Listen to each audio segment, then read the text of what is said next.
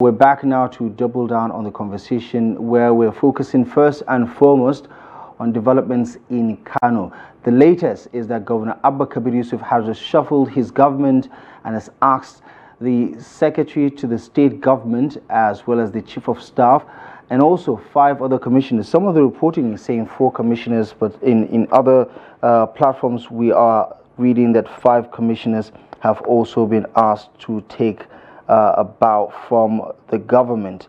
But of course, this also is coupled with some repositionings of commissioners from one ministry to the other. But the bottom line is the connection between some of the political underpinnings in Kano State over the past couple of months, especially one that connects the Secretary to the State Government, Dr. Abdullahi Ahmed, and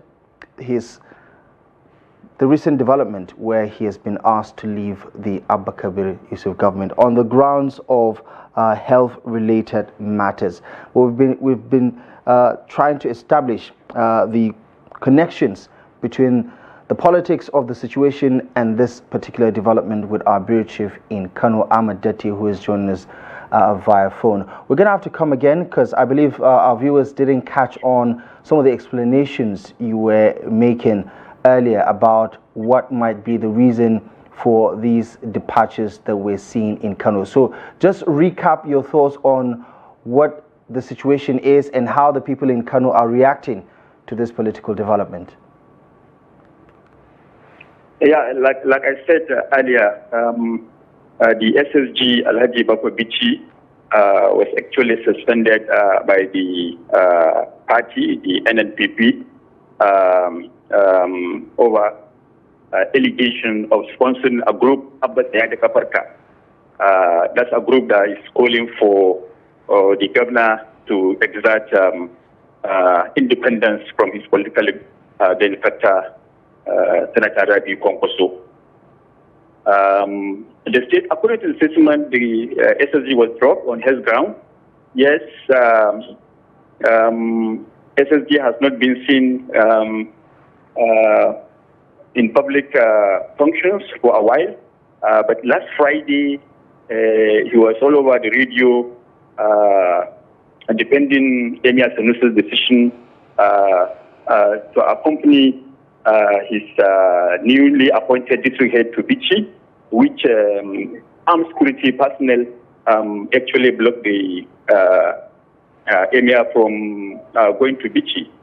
It was probably the most senior government official that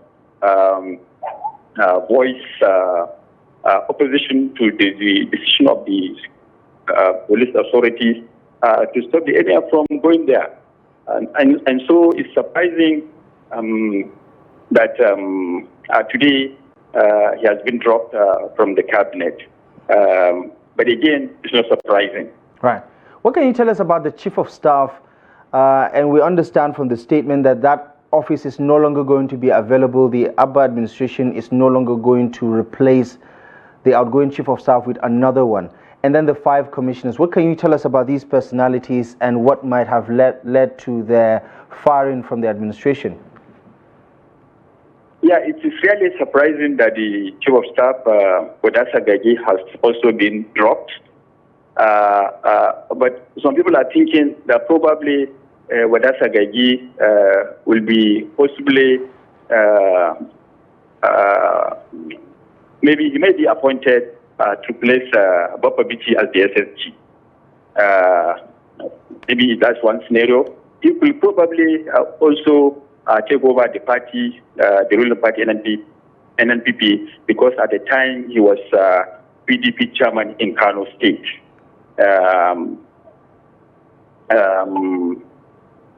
Who knows?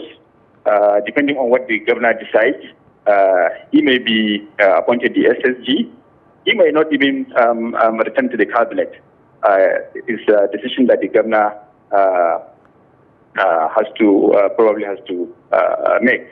And again, people are saying that the decision of the governor to reshuffle the cabinet at this point in time is to really show or indicate that he is fully in charge.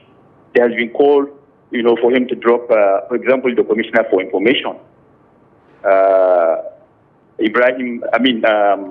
Baba Halil NT, and he was dropped. So it all depends on his decision. All right. And there are a lot of people wondering, is this the sole decision of Governor Abba Kabir Yusuf, or are there other influential figures involved behind the scenes? What do you reckon is happening here with why these individuals are asked to leave the government? Yeah, exactly. For example, the removal of the SSG, for example, one can say it's probably a decision taken by the party or by the national leader of the party, Engineer Rabi Kwankwaso. But the surprising thing here is the Commissioner for Transportation, Mohammed Digol, has not been dropped. He was rather reassigned to head another ministry in special duties also. So one cannot say with certainty that Engineer Kwankwaso, maybe Abba may have been influenced by Engineer Rabi Kwankwaso, or is taking an independent decision. And when you take a look at the other 5 commissioners that have been removed from office by the Abba Kabir administration, there's been no sort of information about why they're leaving. Is it because they have underperformed with regards to their KPIs? What is your understanding of the situation? Is this more politics than actually performance in terms of their official duties? What is at play here? I would say it's politics. From the tone of the statement, they said in a major political decision. Politics plays a key role here, really, irrespective of performance. The governor is absorbing pressures from within and outside, even from the opposition and all that. And the emergence of this Abba Kabir group has really put the governor on the spot. And so he needed to take some decision and to show that he's fully in charge. But at the same time, he should, he should not really show a kind of ingratitude, because his political benefactor, Engineer Rabi Kwankwaso, played a significant role, towards his emergence and his subsequent election as governor of Kano State. Yeah, and this particular group that has been linked to the outgoing or now former secretary to the state government in Kano, Bappa Bichi, what is their activities been like, and what can you tell us about the investigation? Because you did say the party had suspended him a couple of weeks ago because of those revelations. I mean, he has denied it. We've seen him with the governor smiling and saying that they have reconciled. He has talked about his fealty to the governor, his loyalty to the party. Is there a sense that the verdict is out and he's maybe guilty of sponsoring that group? Is that the understanding from this development? Yeah, during his recent media chat, the governor has distanced himself from the Abbas Kabir group. In fact, the governor insisted that whoever loves him should not support that group, Abbas Kabir, again. That he has been independent and he will never be ungrateful, to his political benefactor, and that is Rabi Musa Kwankwaso. So really, in a sense, the governor, is trying to be independent, but at the same time, try to be loyal as well to Engineer Rabi Musa Kwankwaso, who people in Kano believe is the one really directing scheme of things in Kano. Right. And looking at how politically active Kano is year in, year out, whether there is an election around the corner, it doesn't really matter. Whether we just had an election, it doesn't really matter. The political developments keep on unfolding. What is your reading of how the NNPP is faring in terms of trying to close some of the gaps that have come to light? The relationship between the governor and his political benefactors, you said, has been often criticized in public. In fact, insinuations whether they had a falling out, and he has had to deny some of these reports over and over again. What do you think this development will do to the situation where the NNPP is dealing with all of this myriad of challenges? The NNPP administration, had recently conducted local government council election. Part of the strategy is probably to build a structure, of loyal party members. But at the same time, the cabinet reshuffle will really give the governor an opportunity to also bring new, maybe party members that have not been compensated politically to come on board. And so it all depends on how the party will navigate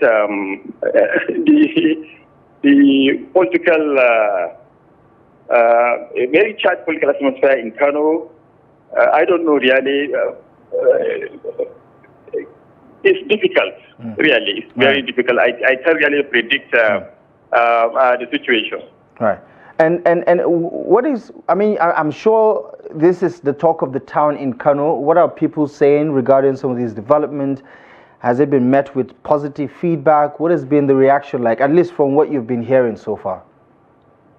Yeah, well, for example, we try to get reaction of the SSG and Baba Halidanche. Some of them, Baba Halidanche, for example, said some positive things about the governor, that he wants him to succeed and take Kano to greater heights.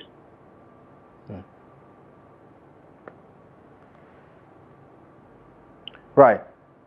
Right. Yeah. Okay. We're going to have to leave it here. This is a developing story and a situation in Kano State. Ahmed Datti, as always, thank you very much for the update, and we do hope to learn more as and of course, I just want to just before you go, do we know how soon replacements will be announced, or is that the entire story from the statement released by the Attorney General? Well, at the moment, the governor is somewhere, I think, in Cyprus. I'm not sure if the spokesperson of the governor is also in town. So I can't really say whether this is the end or not.